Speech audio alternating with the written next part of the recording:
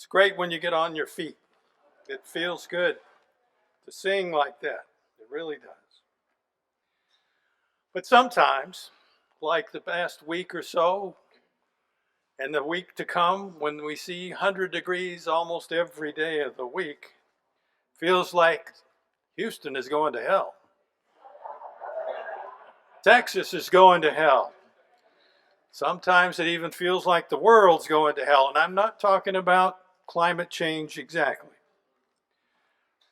There's so much that makes us worry, makes us anxious, makes us afraid, makes us angry.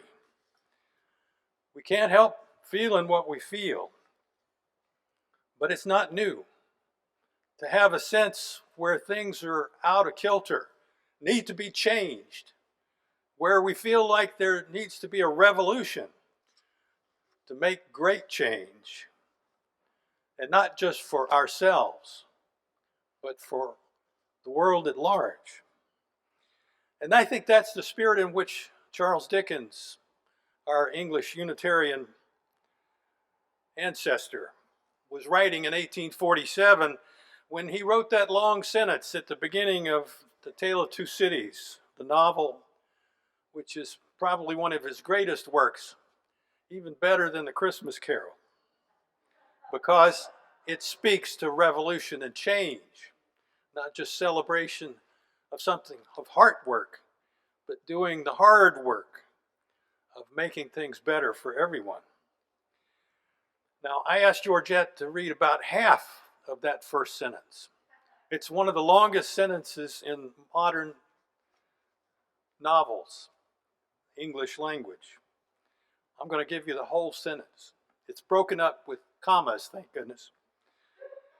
And ought to be a couple of semicolons, but they put in just commas. He wrote, "It was the best of times, it was the worst of times. It was the age of wisdom, it was the age of foolishness. It was the epoch of belief, it was the epoch of incredulity. It was the season of light, it was the season of darkness, it was the spring of hope, it was the winter of despair. We had everything before us, we had nothing before us.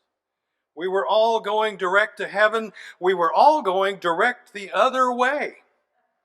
In short, the period was so far like the present period that some of its noisiest authorities insisted on its being received for good or for evil in the superlative degree of comparison only." And he was speaking of the period right around 1789, July the 14th, 1789, when the Bastille was stormed and all 8 prisoners, including the Marquis de Sade, were released after a period of great instability beforehand, where there were competing factions for a period of about 20 years in France. People who were starving because of the taxes, people who were coasting on their hereditary positions, enjoying all of the benefits of being at the top of the economic and social ladder. Of course, this was only a few years after our own revolution of 1776 to 1789 or so, when there were revolutionary things going on in our country, our colony of what became the United States. And we've just come from our celebration of that time. But in our modern times, there's been a call for revolution in the 1970s. I don't know if some of you may be almost as old as I am, but I remember it was almost a joking phrase that come the revolution, things will be different. Come the revolution, we will have justice. There will be greater equality. And that was almost 50 years ago. But even in our own times now, for the past 8 or 10 years, we've had a modern prophet, Bishop William Barber II, who has called for a moral revolution because he's confronting in a very public way the same issues that were driving the efforts of Martin Luther King in the 60s. Those issues of injustice, inequality, absolute stratification of our society. And I wanted to use some of Reverend Barber's words today to illustrate some of those points. Reverend Barber wrote, "My grandpa used to have a phrase, scratch a liar, find a thief." He said, America's going to have to come to an understanding that what's wrong with this country includes a racism that has 4 basic pillars that have been part of our society since its very beginning, since before the Declaration of Independence. He said the first pillar is evil economics, the false idea that the end justifies the means, that whatever makes money is okay. The second thing, he said, is the sick sociology, the teaching that people can't be in the same space and can't truly be equal in the same society unless there's uniformity among all people, that they're all the same color. An old doctrine that goes back hundreds and hundreds of years. The next pillar, he said, was the bad biology, where scientists actually suggest that brain size or competence could be determined by skin color or ethnicity, or that certain races may be biologically inferior to other races and should be excluded from our society because they'll weaken us, or they'll cost us money, or they will somehow be a threat to those of us who have what we want to have. But the last pillar, the fourth, is something that Reverend Barber calls heretical ontology. Luckily, he translated that for most of us. He said that's the belief that God intended it to be this way. Those 4 pillars of racism may be targeted at black people and brown people and people who come from somewhere else, who speak different languages, but ultimately all of those are built on lies, and they hurt the very people who are inspired to pursue racist actions, the same people who are told it will help them. So, Reverend Barber tells us that if you scratch a racist, you'll find someone who will tell you who to hate while stealing your health care, stealing your living wages, stealing your public education dollars, and probably most fundamentally, stealing your elections. Such racism may target black or brown people, but it damns the democracy and it damns humanity, Reverend Barber said. And that's why we have to have a moral revolution, a moral fusion movement to battle racism. The abolition movement originally was black and white. The civil rights movement was black and white and brown. What we are seeing today is not new. There may be more of it, and it may be more obvious because of social media. But the reality, Reverend Barber said, is that we've always had to work together across races and across other divides in order to achieve the revolutions that we have needed. I found a particular poem by the poet Langston Hughes, writing in the midst of the Depression in 1935. And I wanted to excerpt a few of those stanzas and elevate them to your attention. Langston Hughes wrote, "I am the farmer, bondsman to the soil. I am the worker, soul to the machine. I am the Negro servant to you all. I am the people, humble, hungry, mean, hungry yet today despite the dream, beaten yet today. O pioneers, I am the man who never got ahead, the poorest worker bartered through the years. Yet I'm the one who dreamt our basic dream in the old world while still a serf of kings, who dreamt a dream so strong, so brave, so true, that even yet its mighty daring sings in every brick and stone, in every furrow turned, that's made America the land it has become. Oh, I'm the man who sailed those early seas in search of what I meant to be my home. For I'm the one who left dark Ireland's shore and Poland's plain and England's grassy lea. And torn from black Africa's strand I came to build a homeland of the free. But the free? Who said the free? Not me. For all the dreams we've dreamed and all the songs we've sung and all the hopes we've held and all the flags we've hung, the millions who have nothing for our pay except the dream that's almost dead today. Oh, let America be America again, the land that never has been yet, and yet must be, the land where every man is free, the land that's mine, the poor man's, the Indians, the Negroes, me. Who made America?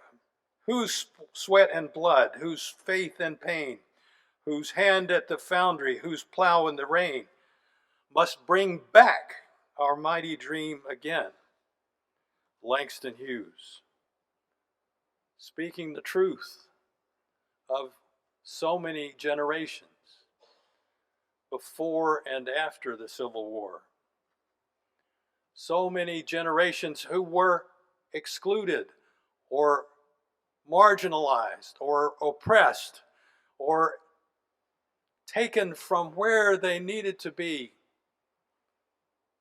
or chose to move from where they were no longer able to survive and prosper, who came to build a new America, a new continent where they could all coexist, not to be a mixing bowl, but to have their identities affirmed. But over and over, we've seen so many instances of how oppression is continued, or when things seem to open up, how they're closed again. So many events which break our hearts and demoralize those who are unable to escape that oppression. My colleague David Miller, who serves the church in Fairfax, Virginia, which I've attended several times, is a native of Evanston, Illinois. And when he saw the events of the small town of Highland Park on 4th of July, wrote his own poem to express his sense of empathy for that situation. He said, "How can we feel hope? How can we on any given day look around us eyes wide open and find that grain of possibility, a seed of dreams, the kernel of promise? So much understandable pain, anger, and frustration, so many weary hearts, drained efforts, and exhausted souls. The shots which pierce human existence, the violence which shreds human decency, the fear which destroys human connection, broken, battered, and bruised. How can we make it through? How can we? There is just so much. How can we reconnect connections torn apart? How can we find the trail that leads us back, that takes us forward? I'm not sure it's even knowable at this point. All I do know is that if we give in to it all, we are lost. We may not know the way right now. How could we? We may not be able to gather the strength. So understandable. But at some point, using the sustenance we will get from each other. From those grains, those seeds, those kernels, we will find our way back to hope. For we must, because without us, who will? Sometimes we feel it's up to us individually. Sometimes we feel as though it's up to us, Unitarian Universalists, to use our small numbers and leverage everything we have. Because if we do not, who will? But it's also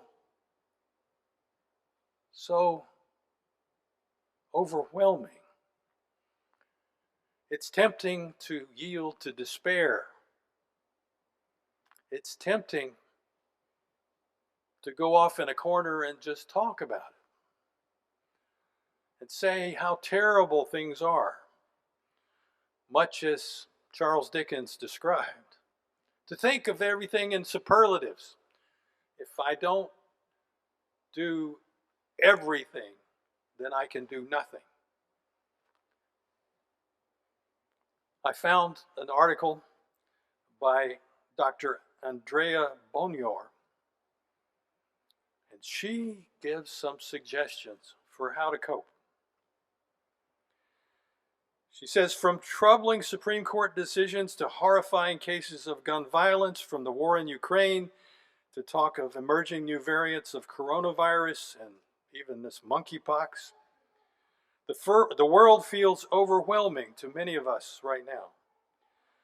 The emotions we feel, from fear to rage, from grief to numbness, can come out of this, which disempowers us, which sabotages our every effort. She says, I can't pretend to have solutions, but both psychological science and, I would add, our Unitarian Universalist faith can teach us how to combat the sense of helplessness and hopelessness. Those can help us channel our most uncomfortable emotions into something that can make a positive difference and help us to engage with our lives as they are right now, not as we wish they could be. So here are 4 suggestions. First, to acknowledge our feelings and name them. We feel angry, so we lash out. We feel fear, so we tune out and avoid what we're scared of. But if we identify our feelings carefully, it can empower us to a greater balance and find ways toward managing our feelings more functionally.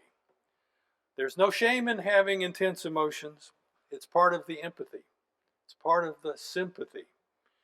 But pretending that we're not bothered only would deny us the opportunity to give those feelings a purpose and an outlet, and to let those feelings teach us something.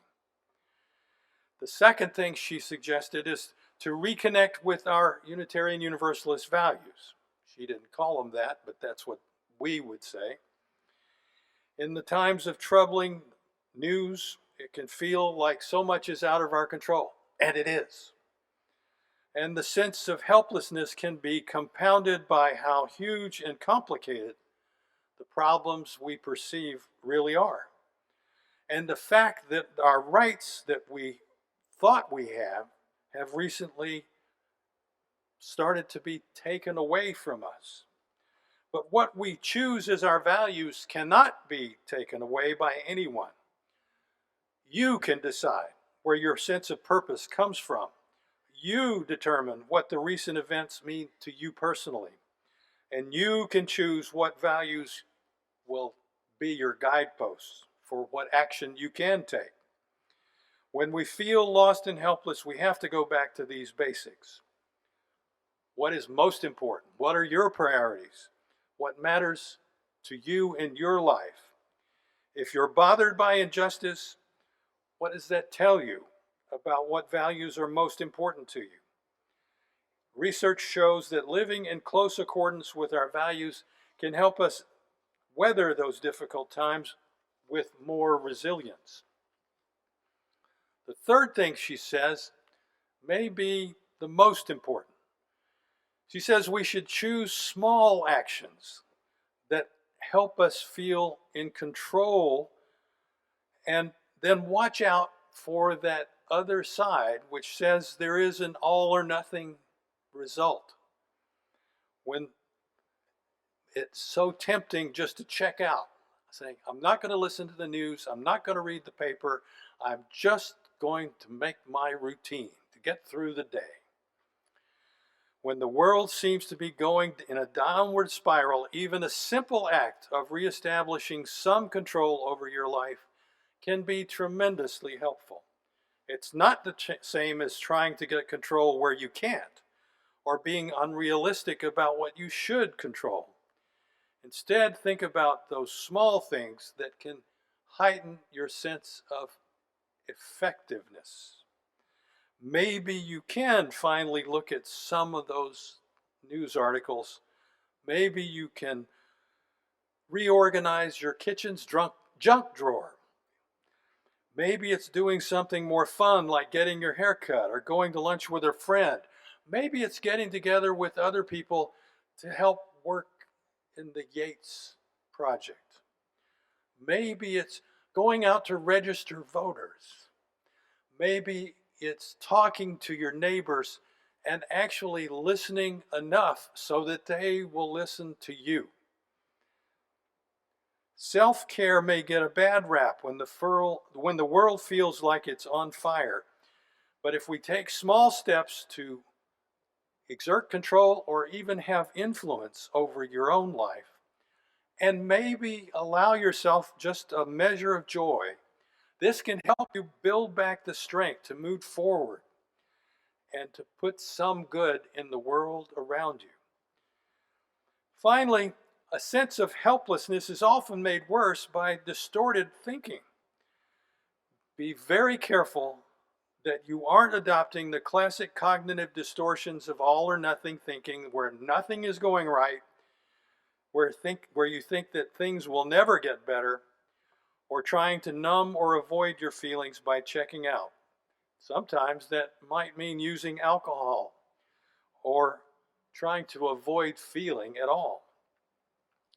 The fourth thing she really talks about is how we can feel better and feel more effective if we connect with others in solidarity, but not in rumination. If we are in activities in or around our own Unitarian Universalist church, which have intrinsic meaning for you. Meaningful connection with others is a great positive effect on our emotional and physical health. That kind of social support not only heightens the experience of positive emotions, but help us combat our most difficult feelings when we are beginning to feel defeated. By connecting with other people who share not only your values, but your current frustrations, we can feel validated by bearing witness to these difficulties. And you can brainstorm together to try to find things that will help out, to make us feel better. But be very careful that you don't fall into the rut of rumination, where mutually we get together and say how terrible things are and isn't this bad, and then do nothing. It's a fine line between venting to feel better versus spinning into dysfunctional, self-perpetuating cycle of just inflaming each other, which makes you feel worse. And if we look for the type of connections that feel most fulfilling, it's not scrolling through Facebook for hours on end to have this artificial sense of connection because we know half a sentence or a paragraph about people we haven't seen in 20 years. It's so tempting to spend time that way, and it doesn't get us anywhere. It really doesn't. But you know this. I haven't told you anything that you don't already know inside. You don't already know from your own experience. But what I want to do is elevate your consciousness about how to proceed from this point forward with what you can do. I have a closing reading from my colleague, Reverend Kendall Gibbons, whom I saw only briefly in Portland at General Assembly as she was being wheeled away on a gurney outside the convention hall because she had arrived, had been in town only a few hours when she was struck by she had a stroke. And she's been confined until just a day or two ago, over 2 weeks, in the hospital in Portland, Oregon. But she has been an inspired leader and an example, not only for her congregation, but for her colleagues across the continent. As a Unitarian Universalist minister who spoke the truth, wrote the truth, and really gave us structure to work with in our organizations. And I have great respect for her as a person as well as a minister. But she wrote this particular selection on the occasion of a National Coming Out Day, which is usually around October 12th each fall. I think you might find these inspiring as well. She said, "There comes a time to break the silence. There comes a time to move beyond the fear. There comes a time to speak one's truth, even if it will not be welcome. There comes a time to call into question what has gone before, to resist the weight of the past." That's revolutionary talk. There comes a time for the singing of a new song, for a different way of being, for the claiming of power. There comes a time when the truth shall at last make us free. One day, blessedly, the practiced lie finally dies on our lips, and the truth becomes even more precious, and the pretending must end. There comes a time when somehow courage finds us, or we find courage, and we dare to know who we are and what we love. There comes a time when friends are there holding us so gently in their love that all at once the impossible is possible, and we cross over to the other side of whatever bondage has held us. There comes a time when the truth at last does make us free. And in that moment is the possibility of the salvation of the world. Perhaps in each of us, there is the potential for finding that courage, for finding that strength, for finding that commitment to join with others, to make our strength multiply, and to effectuate a peaceful revolution, a revolution that is long overdue, for justice, for economic parity, for equality in our lives. Dr. Martin Luther King called for it. Dr. William Barber has called for it. You're not alone. We are not alone in calling for our true revolution in our own time. May it be so. Thank you for your attention this morning.